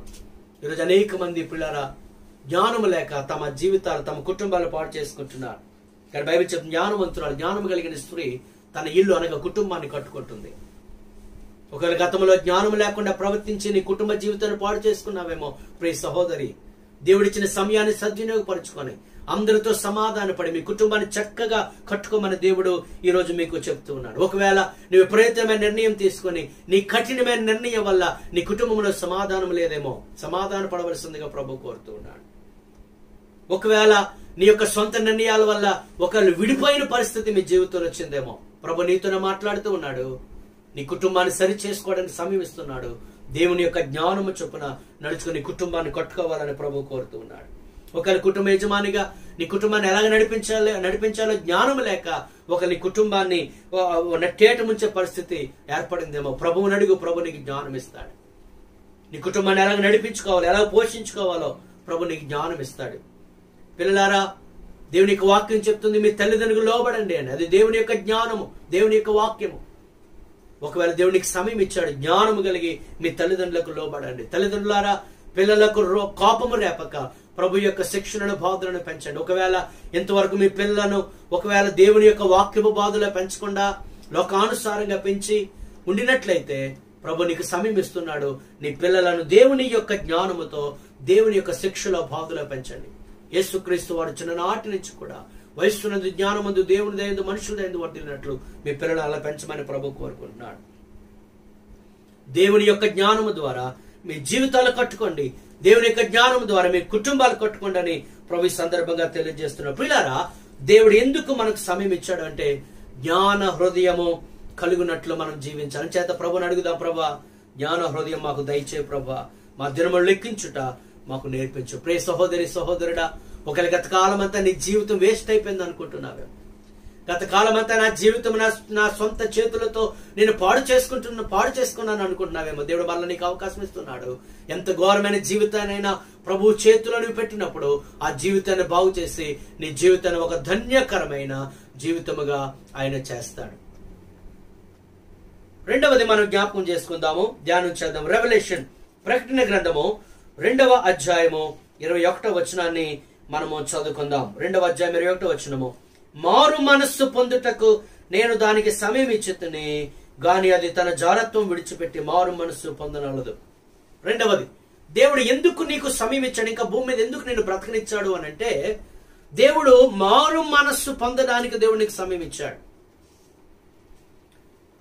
యెహెజ్కేలు గ్రంథము 18వ అధ్యాయంలో మనం గమనించినట్లయితే ప్రియులారా, యెహెజ్కేలు గ్రంథము 18వ అధ్యాయంలో 23వ వచనము 31వ వచనం 32వ వచనాలు గమనిస్తే అంటాడు, దుష్టులు మరణము నొందుట నాకేమాత్రమైన సంతోషము కలుగునా, దుష్టులు మరణము నొందుట చేత నాకేమాత్రమైన సంతోషము కలుగునా, వారు తమ ప్రవర్తనను దిద్దుకొని బ్రతుకుటయే నాకు సంతోషం. ఇదే ప్రభువగు యెహోవా వాక్కు.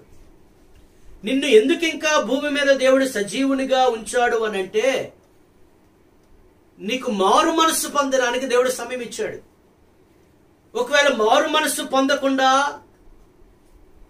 పాపములోనే జీవిస్తూ దుష్టత్వములోనే జీవిస్తూ అపవిత్రతలోనే జీవిస్తూ దురలవాట్లు విడిచిపెట్టకుండా, దురభ్యాసాలు విడిచిపెట్టకుండా ఒకవేళ నువ్వు మరణించినట్లయితే అది దేవునికి సంతోషం కాదు. నీవు మరణించడానికి ముందు మారు మనసు పొందాలి. నీ పాప జీవితాన్ని విడిచిపెట్టి ప్రభు కొరకు బ్రతకాలని దేవుడు కోరుకుంటున్నాడు.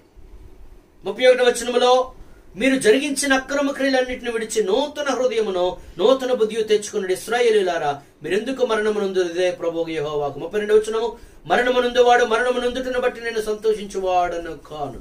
కావున మీరు మనస్సు త్రిప్పుకొనుడి, అప్పుడు మీరు బ్రతుకుతారు. హల్లెలూయా. మీరు మనస్సు త్రిప్పుకోండి. ఎవరి వైపు? దేవుని వైపు. లోకము నుండి దేవుని వైపు, చీకటి నుండి వెలుగు వైపు, అపవిత్రత నుండి పరిశుద్ధత వైపు, అపవాది యొక్క అంధకారము అధికారము నుండి దేవుని యొక్క వెలుగు, దేవుని యొక్క అధికారముల వైపు నువ్వు తిప్పబడాలి. అప్పుడు నీవు బ్రతుకుతావు, నువ్వు నిత్య జీవమును కలిగి ఉంటావు. ఇదే ప్రభువుకు యెహోవా వాక్కు. అంచేత దేవుడు ఎందుకు నీకు ఇంకా ఈ భూమి మీద జీవితాన్ని ఇంకా ఉంచాడు, ఆయుష్ ఇచ్చి నడిపిస్తున్నాడంటే ఎప్పటికైనా నీవు మారు మనసు పొందుతావని. ఎందుకంటే మారు మనసు పొందకుండా మనకు పరలోక రాజ్యం లేదు. అదే యేసు ప్రభువు వారు ప్రకటించారు. పరలోక రాజ్యం సమీపించింది, మీరు మారు మనసు పొందండి. ఆయన శిష్యులైన అపోస్తలులు కూడా, పౌలు గాని పేతురు గాని మారు మనసు గురించి ప్రకటించారు. అలాగే బాప్తిస్మిచ్చి యోహాను కూడా మారు మనసు గురించి ప్రకటించాడు. మరి దేవుడు నీకు సమయం ఇచ్చాడు. మరి దేవుడు ఇచ్చిన సమయంలో నీ పాప రోత జీవితాన్ని విడిచిపెట్టి నీవు ప్రభుకు సమర్పించుకొని పరిశుద్ధంగా దేవుడు కోరుకుంటున్నాడు. నోవహు సమయంలో, నోవహు కాలంలో వాడు నిర్మించబడినప్పుడు ఒకవేళ అక్కడున్న వారికి ప్రకటించబడి ఉండొచ్చు, వారు మారు మనసు పొందమని దేవుడు అవకాశం ఇచ్చాడు, సమయం ఇచ్చాడు. కానీ వారెవరు మారు మనసు పొందనందువలన నోవహు కుటుంబం మాత్రమే రక్షించబడ్డారు పిల్లలు. కానీ అదే యోనా గ్రంథంలో చూస్తే నినివే పట్టణ ప్రజలకు యోనా వెళ్లి ప్రకటించాడు, దేవుని యొక్క సువార్తను ప్రకటించాడు. యోనా గ్రంథముల మాటలు మనం చదువుతున్నాం. యోనా గ్రంథము 3వ అధ్యాయము మనం గమనిస్తే 4వ వచనము, యోనా పట్టణములో ఒక దిన ప్రయాణం అంత దూరము సంచరించి ఇక 40 దినములకు నీనివే పట్టణము నాశనమగునని ప్రకటన చేయగా, అక్కడ నోవహు కాలములో అక్కడ వారు మారు మనసు పొందలేదు. గాని ఇక్కడ నినివే పట్టణ ప్రజలకు యోనా సువార్త ప్రకటించినప్పుడు, ఇదిగో 40 దినములలో ఈ యొక్క మీ పట్టణము నాశనం అవుతుందని ప్రకటన చేసినప్పుడు ఏం చేశారు? 5వ వచనము, నినివే పట్టణపు వారు దేవుని యందు విశ్వాసం ఉంచి ఉపవాస దినము చాటించి గనులేమి అల్పులేమి అందరూ గోనె పట్ట కట్టుకున్నారు. ప్రియులారా, మన దేశము మీదకు నాశనం వచ్చినప్పుడు లేదా ప్రజల మీదకు నాశనం వచ్చినప్పుడు చేయవలసిన పరిస్థితి, గనులైతేనేమి, అధికారులైతేనేమి, అల్పులేమి, సామాన్య పౌరులేమి, నాయకులేమి, అందరూ చేయవలసింది దేవుని వైపు తిరగడం, మారు మనస్సు పొందడం, పశ్చాత్తాపము చెందడం, పాప జీవితాన్ని విడిచిపెట్టడం, ప్రభు వైపు తిరిగి ప్రభువుని ప్రార్థించినప్పుడు దేవుడు ఆ యొక్క రాబోయే ఉగ్రత నుండి దేవుడు తప్పిస్తాడు. 6వ వచనం గమనిస్తే, ఆ సంగతి నీనివే రాజునకు వినబడినప్పుడు అతడును తన సింహాసనం మీద నుండి దిగి తన రాజవస్త్రములు తీసివేసి, రాజు కూడా చూడండి సింహాసనం మీద నుండి దిగి తన రాజవస్త్రములు తీసివేసి గోనె పట్టగొట్టుకుని బూడిదలో కూర్చున్న, మరియు రాజు అయిన తానును ఆయన మంత్రులను ఆజ్ఞనీయగా మంత్రులు కూడా పోయారు. ఒకవేళ దేవుడు మనస్సు తిప్పుకొని పశ్చాత్తాప్తుడే, అనగా నినివే పట్టణం మీదకి రావాల్సిన ఉగ్రత నుంచి తప్పించడానికి ఆయన ఇష్టపడతాడేమో అంటాడు. దేవుడు మనస్సు తిప్పుకొని పశ్చాత్తాప్తుడై మనం లయము కాకుండా తన కోపాగ్ని చల్లార్చుకొనను. పిల్లల మనుషులు అవిధేయులుగా జీవించినప్పుడు, దేవుని ఉగ్రత రావడానికి సిద్ధంగా ఉన్నప్పుడు దాని నుంచి విడుదల మార్గం ఏంటంటే మనుష్యులు దేవుని వైపు తిరగాలి, దేవుని వైపు తిరగాలి, అధికారులు దేవుని వైపు తిరగాలి, నాయకులు దేవుని వైపు తిరగాలి, సృష్టికర్త అయిన దేవుని వైపు తిరిగితే తప్ప దేవుడు నాశనం నుండి మనల్ని విడిపించాడు.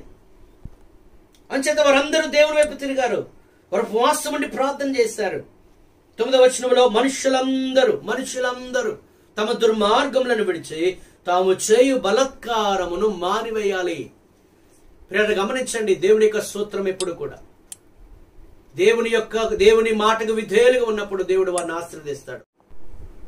నాశనము కలిగిన పరిస్థితిలో దేవుని వైపు తిరిగి పశ్చాత్తాపపడి తమ దుర్మార్గములను విడిచిపెట్టి తమ బలత్కారమును వారు మానివేసి దేవుని ప్రార్థించినప్పుడు పిల్లరా దేవుడు కార్యాలు చేస్తాడు. అంచేత వారందరూ కూడా దేవుని వేడుకున్నారు. 10వ వచనం గమనిస్తూ ఉన్నాము. ఈ నీనివే వారు తమ చెడు నడతలు మానుకొనగా వారు చేయుచున్న క్రియలను దేవుడు చూచి పశ్చాత్తప్తుడై వారికి చేయుదునని తాను మాట ఇచ్చిన కీడు చేయకుమారని. దేవునికి స్తోత్రం కలుగునుగా. ప్రియులారా, నినివే పట్టణం వారు నాశనం అవుతారని ప్రకటన చేయబడినప్పుడు వారు మారు మనసు పొందారు. వారు పశ్చాత్తాపడ్డారు. వారి యొక్క పాప జీవితాన్ని వారు విడిచిపెట్టారు. అందుకే నినివే పట్టణ ప్రజలను దేవుడు రక్షించాడు. ఉగ్రత నుండి దేవుడు వారు తప్పించాడు. ప్రియ సహోదరి సహోదరుడా, దేవుని యొక్క సువార్త ప్రకటించబడుతుంది. ఈరోజు భూమి మీద అనేక మంది సేవకులు ఎందుకు సువార్త ప్రకటిస్తున్నారంటే నీవు నశించిపోవడం దేవునికి ఇష్టం లేదు, నీవు నరకానికి వెళ్ళిపోవడం దేవునికి ఇష్టం లేదు. అందుకే దేవుడు తన సేవకులను పంపించి మీకు శుభవార్తను ప్రకటించినప్పుడు, యేసు మీ కొరకు మరణించాడు, యేసు ద్వారా మాత్రమే పాప క్షమాపణ నిత్య జీవము అని ప్రకటన చేయబడినప్పుడు నీవు మారు మనసు పొందుతున్నావా? నీ పాప జీవితాన్ని విడిచిపెడుతున్నావా? నీ దుర్మార్గతను విడిచిపెడుతున్నావా? నీ దురలవాట్లని దురభ్యాసాలను విడిచిపెడుతున్నావా? ఇంకా దురలవాట్లు మానకుండా, త్రాగుడు మానకుండా, జోదము మానకుండా, లేదా కామము మోహము మానకుండా, అపవిత్రమైన అలవాట్లు మానకుండా నువ్వు ఉన్నట్లయితే పిల్లరా నీకు పరలోక రాజ్యం లేనే లేదు. అందుకే దేవుడు నీకు సమయం ఎందుకు ఇచ్చాడంటే నీవు మారు మనసు పొందడానికి దేవుడు సమయం ఇచ్చాడు. అంచేత మారు మనసు పొందు. ప్రభువు నిన్ను పిలుస్తూ ఉన్నాడు. పేతురు రాసిన మొదటి పత్రిక 2వ అధ్యాయం 2వ వచనం చూస్తూ ఉన్నాము. సమస్తమైన దుష్టత్వమును, కపటమును, వేషధారణను, అసూయను, సమస్త దూషణ మాటలను మానాలి. తీతుకు రాసిన 2వ పత్రిక 2వ అధ్యాయం 12, 13 వచనాలు గమనిస్తే తీతుకు రాసిన పత్రిక 2వ అధ్యాయము 12, 13 వచనాలు మనం గమనించినట్లయితే ఈ విధంగా రాయబడిన మాట మనం చదువుకుందాం. ప్రియ సహోదరి సహోదరుడా, నీవు మారు మనసు పొందాలని ప్రభు కోరుకుంటున్నాడు. మనము భక్తిహీనతను, ఇహలోక సంబంధమైన దురాశలను విసర్జించి శుభప్రదమైన నిరీక్షణ నిమిత్తం అనగా మహాదేవుడును మన రక్షకుడునైన యేసు క్రీస్తు మహిమ యొక్క ప్రత్యక్షత కొరకు ఎదురు చూచు ఈ లోకములో స్వస్థ బుద్ధితోనూ నీతితోనూ భక్తితోనూ బ్రతుకుచుండవల్లని మనకు బోధించున్నది. ప్రియ సహోదరి సహోదరుడా, ఇంకా దేవుని వైపు తిరగకుండా ఇంకా ఈ లోకాశలో మునిగిపోయినట్లయితే మరణం ఎప్పుడో మనకు తెలియదు. అయితే నువ్వు మారు మనసు పొందకుండా, ప్రభు వైపు తిరగకుండా నీవు మరణించడము దేవుని, అందుకే దేవుని చిత్తము కాదు. నువ్వు మారు మనసు పొందకుండా మరణించడము దేవుని చిత్తము కాదు. అందుకే దేవుడు నీకు ఆయుష్ ఇచ్చి సజీవ లెక్కలో ఉంచాడు. ఇప్పుడైనా నీవు మారు మనసు పొందుతావని. పేతురు రాసిన మొదటి పత్రిక 2వ అధ్యాయం 11 వచనం అంటాడు, ప్రియులారా మీరు పరదేశులను యాత్రికులై ఉన్నారు కనుక ఆత్మకు విరోధముగా పోరాడు శరీరాశలను విసర్జించాలి. గలతీ రాసిన పత్రికలో ఆ శరీరాశల గురించి మనము చాలాసార్లు మనం చదువుకుంటూ ఉంటాము. మరొకసారి మాట మనం ఒకవేళ ఇవి మన జీవితం ఉన్నట్లయితే వాటిని విడిచిపెట్టాలి. ఇవి శరీరాశలు.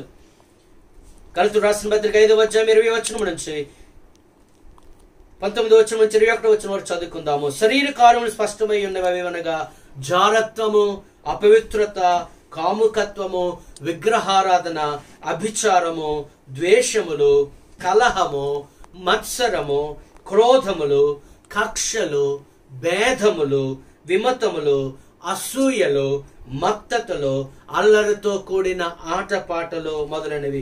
వీటిని గురించి నేను మునుపు చెప్పిన ప్రకారము ఇట్టి వాటిని చేయవారు దేవుని రాజ్యమును స్వతంత్రించుకొనరని మీతో స్పష్టంగా చెప్పుచున్నాను.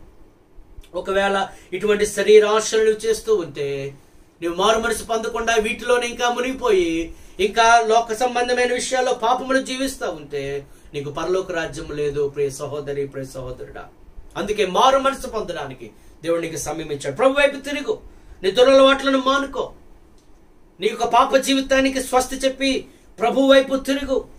మత్తయి సువార్త 11వ అధ్యాయం 20వ వచనం నుంచి 22వ వచనం చదివినట్లయితే మత్తయి సువార్త 11వ అధ్యాయము 20 నుంచి 22 వచనాలు మనం గమనించినట్లయితే అక్కడ ఈ విధంగా రాయబడింది.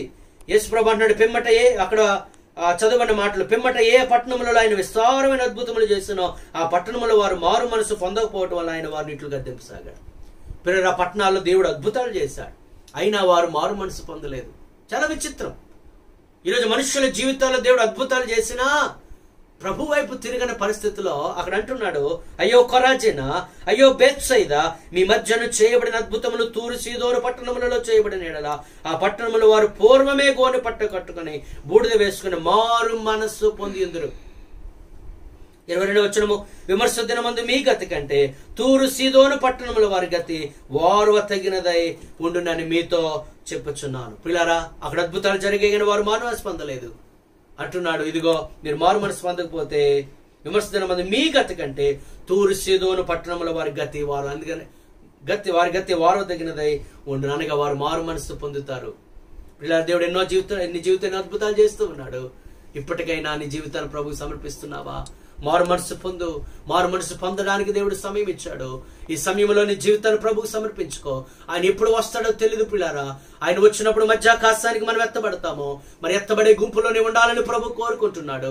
ఎవరు మధ్యాకాశానికి ఎత్తబడే పరలోక రాజ్యంలో యుగ యుగములు తరతరములు జీవిస్తారు అనంటే ఎవరైతే మారు మనసు పొంది పశ్చాత్తాపంతో కూడిన జీవితాన్ని జీవిస్తారో వారికి మాత్రమే ఆ భాగ్యాన్ని దేవుడు ఇస్తాడు. ఒకటి, దేవుడు ఎందుకు నీకు సమయం ఇచ్చాడంటే జ్ఞాన హృదయం కలిగి బ్రతకడానికి. 2, మారు మనసు పొందడానికి దేవుడు నీకు సమయం ఇచ్చి ఉన్నాడు. 3వదిగా గమనించినట్లయితే నీవు దేవుని పని చేయు నిమిత్తము దేవుడు నీకు సమయం ఇచ్చాడు. గతకాలంలో దేవుని పని నీవు చేసి ఉండకపోవచ్చు. అందుకే దేవుని సేవ, దేవుని పని నీ వలన జరగవలసి ఉంది. దేవుడి ఒక ఉద్దేశంతో ఈ భూమి మీద నిన్ను ఉంచాడు. మరి ఎంతో మంది మరణించి వారు సమాధిలోనికి వెళ్ళిపోయారు. కానీ దేవుడు ఇంకా భూమి మీద ఎందుకు నేను ఉంచాడంటే నీ వలన జరగవలసిన పని, దేవుని సేవ ఉండి ఉన్నది. అందుచేత నీ జీవితాన్ని ప్రభువుకి సమర్పించుకోవాలి. చదువుతున్నాము యేసుక్రీస్తు వారు చెప్పిన మాట. ఆయన అంటూ ఉన్నాడు 17వ అధ్యాయం 4వ వచనం యోహాను సువార్తలో, చేయుటకు నీవు నాకు ఇచ్చిన పని నేను సంపూర్ణముగా నెరవేర్చి భూమి మీద నిన్ను మహింపరచుతాను. పిల్లారా, ఈ భూమి మీద మనం ఎందుకు ఉన్నామంటే దేవుని మహింపరచడం కోసమే, దేవుని గణపరచడం కోసమే. మరి దేవునికి ఎప్పుడు ఘనత కలుగుతుంది, దేవునికి ఎప్పుడు మహిమ కలుగుతుంది అని అంటే దేవుడు మనకు అప్పగించిన పని మనం సంపూర్ణంగా చేసినప్పుడు. మరి నీ వలన ఇంకా పని జరగవలసి ఉందేమో, నీ పని ఇంకా సంపూర్ణము కాలేదేమో. అందుకే దేవుడు ఇంకా భూమి మీద సజీవుడిగా ఉంచాడు. యేసుక్రీస్తు ఆయన వచ్చిన పని సంపూర్ణంగా, అనగా పాపుల కొరకు తన ప్రాణము పెట్టి తన రక్తాన్ని చిందించి ఆయన వచ్చిన పని ముగించిన తరువాతనే ఆయన పరలోక రాజ్యానికి వెళ్ళాడు. అందుచేత నీవు కూడా దేవుడు నీకు అప్పగించిన పని అది ఏంటో గమనించాలి.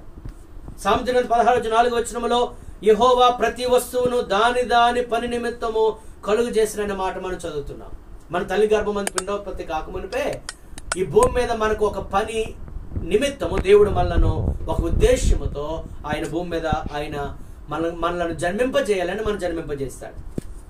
ఇంకొక విషయాలు లోతుగా ఆలోచిద్దాం పిల్లలు. అపోస్తలుల కార్యం 12వ అధ్యాయంలో మనం గమనిస్తే, అపోస్తలుల కార్యంలో 12వ అధ్యాయంలో ఈ మాటలో మనము గమనించవచ్చు. 12వ అధ్యాయము మొదటి 2 వచనాలు, దాదాపు మొదటి 3 వచనాలు. దాదాపు అదే కాలం ముందు రాజైన హేరోదు సంగపు వారిలో కొందరిని బాధ పెట్టుకు బలత్కారము పట్టుకొని యోహాను సహోదరుడైన యాకోబును ఖడ్గముతో చంపించెను.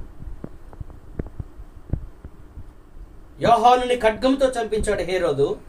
3వ వచనం చూస్తే, ఇది యూదులకు ఇష్టమైన కార్యమని తెలుసుకొని పేతురును కూడా పట్టుకున్నాడు. అంటే పేతురును కూడా చంపేద్దామని ఆలోచన కలిగి ఉన్నాడు హేరోదు రాజు. కానీ గమనించాలి, యాకోబు ఖడ్గము చేత చంపించబడ్డాడు. అంటే దేవుడు అక్కడ మరణాన్ని ఆపలేదు, యాకోబు మరణాన్ని. అంటే యాకోబు చేయవలసిన పని ఈ భూమి మీద కంప్లీట్ అయింది. అంటే దేవుడు ఆ మరణాన్ని అనుమతించాడు. మరి జాగ్రత్తగా వినండి. మరి పేతురు యొద్దకు వచ్చేటప్పటికి అతన్ని పట్టుకొని చెరసాల్లో పెట్టారు. అయితే దేవుడు తన దూతను సంఘమంతా అత్యాశక్తితో ఒక ఇంట్లోనికి వెళ్ళి వారందరూ ప్రార్థన చేశారు. ఆసక్తితో ప్రార్థన చేశారు. అయ్యా మా దైవజనులను మీరు విడిపించండి అని ప్రార్థన చేశారు. దేవుడు వారి ప్రార్థన విని ఆకాశం నుండి దేవదూతను పంపించి చెరసాలలో ఉన్న పేతురుని విడిపించాడు దేవుడు. అంటే పేతురు కూడా చనిపోవలసిందే, కానీ అక్కడ చనిపోలేదు. కానీ ముందు వచ్చిన వాళ్ళు చూస్తే యాకోబు చనిపోయాడు, మరణించాడు, హతసాక్షి అయిపోయాడు. అంటే యాకోబు యొక్క టైం అయిపోయింది, యాకోబు చేయవలసిన పని ముగించబడింది, అంచేత మరణించాడు. కానీ పేతురు చేయవలసిన పని ఇంకా ఉంది, అందుచేత పేతురు అప్పటికి మరణించలేదు. తర్వాత కొన్ని సంవత్సరముల తర్వాత పేతురు దేవుని కొరకు హతసాక్షి అయినట్లు మనం గమనిస్తూ ఉన్నాం. మరి 27వ అధ్యాయానికి మనం వచ్చినట్లయితే పౌలు కూడా అక్కడ గమనించినట్లయితే వారందరూ కూడా ఒక ఓడలో ప్రయాణం చేస్తున్నారు. సుమారు 276 మంది ప్రయాణం చేస్తున్నారు. ప్రయాణం చేసినప్పుడు వారున్న ఓడ మీదకి భయంకరమైన తుఫాను వచ్చింది, గాలులు కొడతా ఉన్నాయి. వారందరూ కూడా చచ్చిపోతామేమో అని వారు భయంగా కలవరంతో వారు ఉన్నారు. 27వ అధ్యాయము 20వ వచనం గమనిస్తే, కొన్ని దినములు సూర్యుడైనను నక్షత్రములైనను కనబడక 21వ వచనం, పెద్ద గాలి మా మీద కొట్టినందున ప్రాణములతో తప్పించుకుందుమన్న ఆశ బొత్తిగా పోయెను. వారు బహుకాలం భోజనం లేకున్నందున పౌలు వారి మధ్య నిలిచి, అయ్యలారా, మీరు నా మాట విని క్రేతున్న బయలుదేరకుండవలసింది, అప్పుడు ఈ హానియు నష్టమును కలుగుపోవునని వారు చెప్పాడు. పిల్లలు అక్కడ గమనించినట్లయితే వారందరూ చచ్చిపోవలసిందే, వారు బ్రతుకుతామన్న ఆశ ఏమాత్రం లేదు. కానీ మనం గమనిస్తూ దేవుడు అద్భుతమైన రీతిలో అధ్యాయం చదివితే మనకు అర్థం, అద్భుతమైన రీతిలో వారిని విడిపించాడు, అక్కడ మరణించకుండా వారిని కాపాడాడు. మరి ఎందుకు పౌలు ఆ సమయంలో ఎందుకు మరణించలేదు? మరి ఎంతో మంది అప్పటికి ఓడలో ప్రయాణం చేస్తుండగా తుఫాను వచ్చినప్పుడు ఈ యొక్క అలలు కొట్టినప్పుడు ఎంతో మంది మరణించారు కదా, మరి పౌలు ఎందుకు మరణించలేదు అని అంటే, ఒకవేళ అప్పుడే ఓడలో మరణించి ఉండినట్లయితే తర్వాత మెలితే అనే ద్వీపానికి వెళ్ళి ఉండేవాడు కాదు. మెలితే ద్వీపవాసులకు సువార్త ప్రకటించి ఉండేవాడు కాదు. ఆ ద్వీపానికి తీసుకుని వెళ్ళి అక్కడ సువార్తను ప్రకటించారు. ప్రియ సహోదరుడా, ఈ మాటలు వింటున్నా మీరు ఒకసారి గమనించండి. ఒక్కొక్కరికి ఒక్కొక్క సమయం నిర్ణయించబడింది. వారు తమ పని చేసిన తర్వాత వారు మరణించారు. మరి యోహాను వీరిలాగా మరణించలేదు. యోహాను వృద్ధాప్యం వరకు బ్రతికి ఉన్నాడు. అతడి యొక్క వృద్ధాప్యమందు అతడు మరణించడం మనం చూస్తూ ఉన్నాం. అతడు ఒకవేళ ముందుగానే మరణించి ఉంటే మనం గమనించాలి, ప్రకటన గ్రంథము మన చేతికి వచ్చి ఉండేది కాదు. అంచేత ప్రకటన గ్రంథములో దేవుని ప్రత్యక్షత ఇచ్చే నిమిత్తము, దేవుడు వచ్చినప్పుడు ఏమేమి జరుగుతాయి సంఘటనలు రాయుడి నిమిత్తము యోహానును దేవుడు సజీవుడిగా ఉంచి, వీటన్నిటి బట్టి మనము ఆలోచన చేసినట్టు ప్రియులారా, మరి ఎంతమంది మరణించారు ఇప్పటికీ. కానీ నీవు నేను మరణించుకొని ఎందుకు దేవుడు ఉంచాడు అని అంటే, నీ వల్ల నా వలన ఇంకా జరగవలసిన పని ఎంత ఉంది. అపొస్తలుల కార్యం 13వ అధ్యాయంలో కొన్ని మాటలు మనం గమనిస్తే, 13వ అధ్యాయము 22వ వచనము, తరువాత అతను తొలగించి దావీదును వారికి రాజుగా ఏర్పరచను, మరియు ఆయన నేను యెష్షయి కుమారుడైన దావీదును కనుగొంటిని, అతడు నా ఇష్టానుసరణ మనుషుడు, అతడు నా ఉద్దేశములన్నీ నెరవేర్చునని చెప్పి అతని గురించి సాక్ష్యం ఇచ్చింది. దావీదు పట్ల దేవునికి కొన్ని ఉద్దేశాలు ఉన్నాయి. ఆ ఉద్దేశాలు దావీదు నెరవేర్చవలసి ఉంది. 36వ వచనములో దావీదు, 36, 37 వచనాలు, దావీదు దేవుని సంకల్పము చొప్పున తన తరము వారికి సేవ చేసి నిద్రించి, దేవుని సంకల్పము చొప్పున తన తరము వారికి సేవ చేసి నిద్రించి తన పితరుల యొద్దకు చేర్చబడి కుళ్ళిపోయిన గాని దేవుడు లేపిన వాడు కుళ్ళిపడు. అక్కడ గమనించిన మాట ఏంటంటే, దేవుని సంకల్పము చొప్పున తన తరము వారికి సేవ చేసిన తరువాత దావీదు నిద్రించాడు. మరి ఎందుకు నిన్ను నన్ను దేవుడు సజీవుడిగా ఉంచాడు అని అంటే, ప్రియులారా, మన తరము వారికి మనం సేవ చేయవలసి ఉంది. నువ్వు దేవుని సేవ ఏమైనా చేసావా? నువ్వు సువార్తను ఏమైనా ప్రకటించావా? నువ్వు కొన్ని ఆత్మలైనా ప్రభువు కొరకు సంపాదించావా? సంఘము కొరకు ఏమైనా చేసావా? సంఘములో ఏమైనా దేవుని పని చేసావా? ఒకరు చేయకపోతే దేవుడు అద్భుతమైన సమయం ఇచ్చాడు పిల్లరా. అందుకే ఈ భూమి మీద నిన్ను నన్ను సజీవులుగా ఉంచాడు. అంచేత ఆయన మనకు అప్పగించిన పని ఏంటో గమనించి ఆ పని చేయుట కొరకు మనం పూనుకోవాలి. అందుకే దేవుడు మనకు సమయం ఇచ్చాడన్న సంగతి గమనించాలి. రాజుల మొదటి గ్రంథం 19వ అధ్యాయంలో ఏలి అనే ఒక దైవజనుడు ఉన్నాడు. ఆ దైవజనుడు మరణాపేక్ష గలవాయి, ప్రభువా మరణాపేక్ష గలవాడై, దేవా నా ప్రాణం తీసుకో, ఇంత మటుకు చాలని ప్రార్థించాడు. కానీ అతని ప్రార్థన దేవుడు వినకుండా, అతని ప్రాణము తీయకుండా అతని సజీవుల లెక్కలో ఉంచాడు.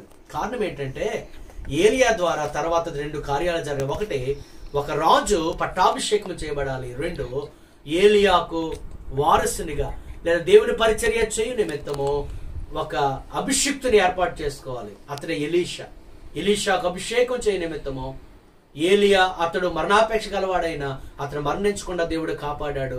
అందుగా ఏలియా కొరకు దేవుడు నియమించిన పని మిగిలి ఉండిపోయింది.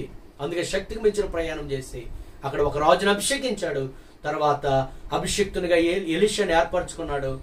ఏలియా 7 అద్భుతాలు చేస్తే ఎలీషా 14 అద్భుతాలు చేస్తాడు. అంటే దేవుని పని జరగకుండా, దేవుని పని అతని ద్వారా ఏదైతే దేవుని పని జరగాలో ఆ పని జరగకుండా మాత్రము ఆ పని జరగకుండా ఏలియా ప్రాణము పోలేదు. ప్రియులారా, ఈరోజు ప్రభు మనతో మాట్లాడుతూ ఉన్నాడు. నిన్ను నన్ను భూమి మీద ఎందుకు సజీవుడిగా ఉంచాడంటే, దేవుని కొరకు నీవు నేను చేయవలసిన పని ఉంది. ఎంతమంది మిషనరీలు అనేక ప్రాంతాలకు దేశాలు విడిచి దూరంగా వెళ్ళి సువార్త ప్రకటించడానికి ఆత్మను సంపాదించారు. మరి నీవు ఆత్మను సంపాదిస్తున్నావా? సువార్తను ప్రకటిస్తూ ఉన్నావా? ఇన్ని ఆత్మలు సంపాదించావు. ప్రభు కొరకు ప్రయాసపడదాం ప్రియులారా. దేవుడు మనకిచ్చిన శాశ్వత జీవితాన్ని ప్రభువుకు సమర్పించుకుందాం. 1, జ్ఞాన హృదయం ఇమ్మని ప్రభువును అడుగుదాము.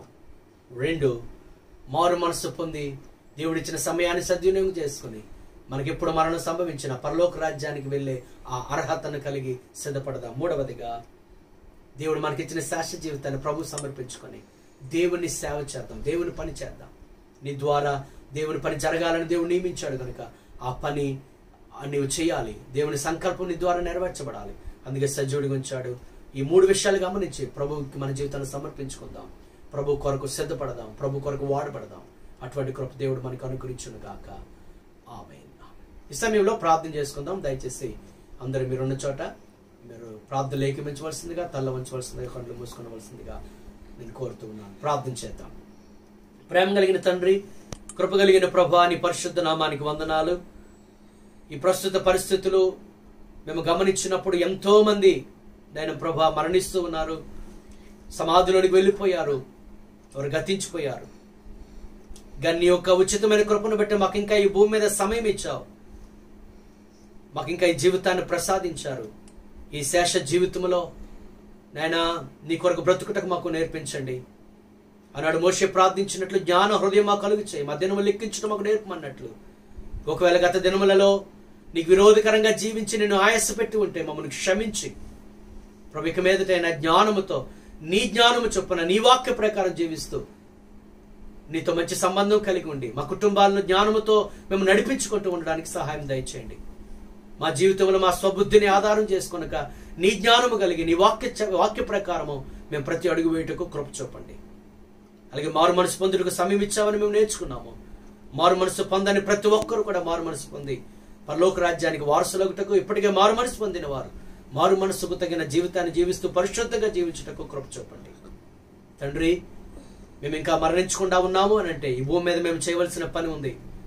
దావీదుని సంకల్పం అంత్యం నెరవేర్చిన తరువాత అతడు మరణించాడు, తన తరము వారికి సేవ చేశాడు. ప్రభువా, మేము కూడా మా తరము ప్రజలకు మేము సేవ చేయాలి నాయన, అధికంగా సువార్తను ప్రకటించాలి. అంచేంతవరకు నీ పని ఏమి చేయకుండా ఉన్న వారికి మీరు అవకాశం ఇచ్చారు కనుక మేమందరము నీ పని చేయుటకు సహాయం చేయండి. ఈ యొక్క వాక్యం అందరి హృదయాలు ఫలింప చేయండి. ఈ వాక్య సందేశం ప్రతి ఒక్కరిని దర్శించండి.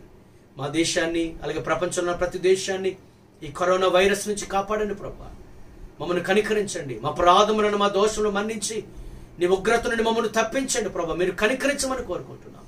విడుదల చేయండి.